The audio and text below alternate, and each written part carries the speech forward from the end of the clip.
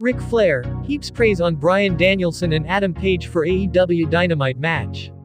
Plus, WWE Interested to sign MJF. Real reason why Kevin Owens signed with WWE revealed. Stephanie McMahon kissed a Hall of Famer. Liv Morgan's injury update and more. It's all in wrestling news right now, so, without further ado, let's get started.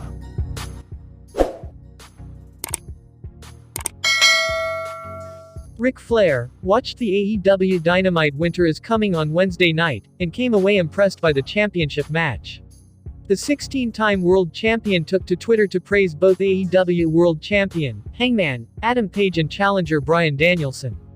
He wrote, "I have done so many draws, some great, some average. Tonight, you gentlemen set a new bar.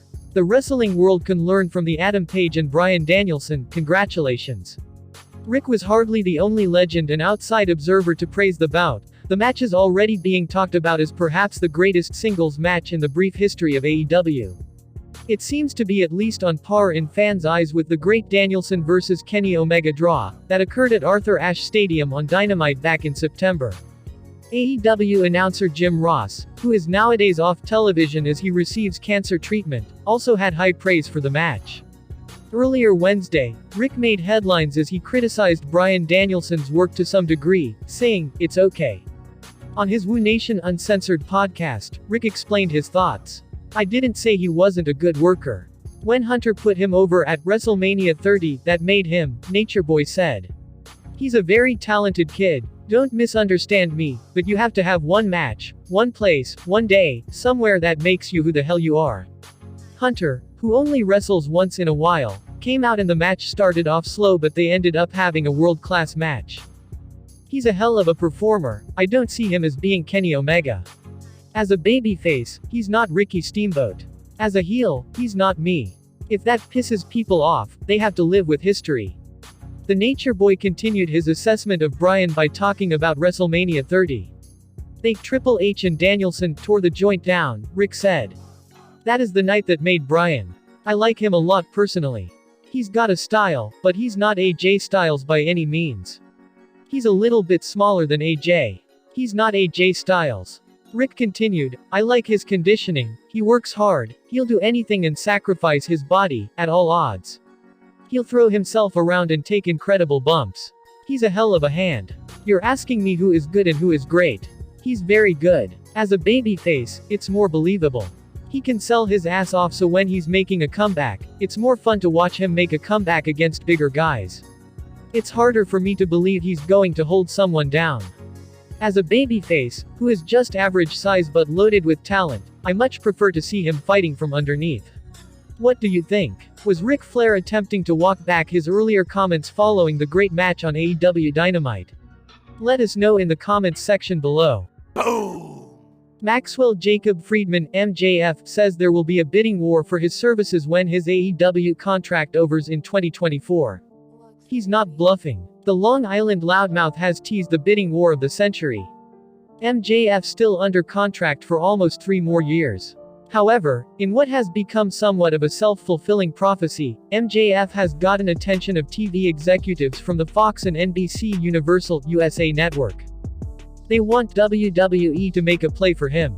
According to Andrew Zarian of the PAL podcast, MJF's Taka 2024 bidding war has got people buzzing.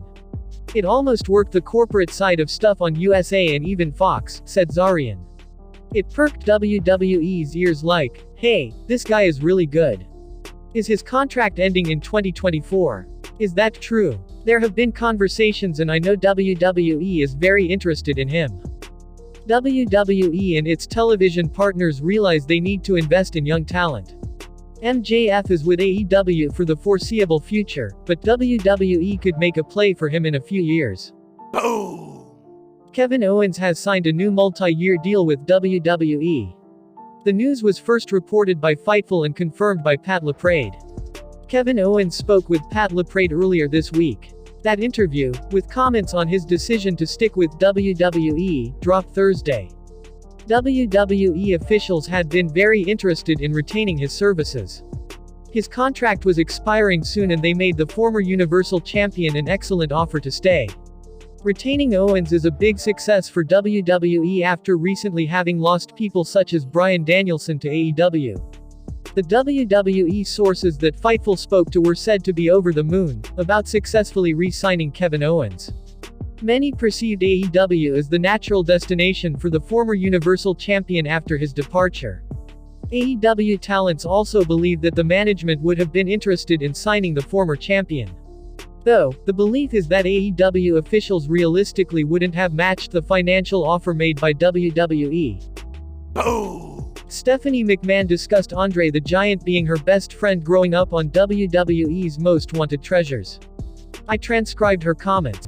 The first time I ever met Andre I was 3 years old. She described playing on a trampoline outside of her house. Andre walked straight over to me on the trampoline, and I stepped on his hand, and he brought me right up to his cheek, and I kissed him on the cheek. She later discussed a friendly date with Andre, and no, it was not with any inappropriate implications outside of a joke Andre made. Andre was my first dinner date. He took me out to eat when I was 14.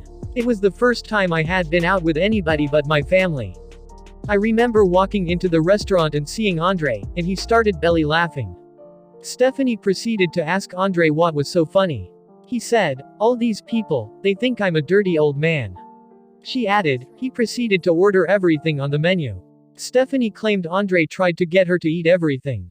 Linda McMahon also appeared on the episode, along with Vince, telling stories about Andre. Oh! Liv Morgan, after being cheated out of her Raw Women's Championship match with Becky Lynch last week, decided to call out Big Time Bex to a rematch at the Day 1 pay-per-view on this week's Monday Night Raw. Lynch declined, prompting a brawl between the two. The champ eventually got the advantage and trapped Morgan's arm between the ring post and the steel ringside steps, allowing her to repeatedly stomp on Morgan's elbow. Seeing that her challenger now had an injury, Lynch accepted the challenge. WWE provided an update following Raw, stating she suffered a deep bone bruise and a strained radial collateral ligament in Liv's right arm. Obviously, the injury is for the storyline and will likely play into the finish of their next match. Liv Morgan spoke with Comic Book before match with Becky Lynch, and reflected on how much she's grown over the past year. She said, "Oh my gosh, from the beginning of the year till now, I feel like I'm a different person. And I know we're always evolving, we're always growing, but I feel like a different person. I feel like I'm still evolving. It's an even more different person as we speak. And so I'm just excited. I'm so excited to just see where this journey takes me and to see what happens next. I feel like Becky, I feel like she's delusional.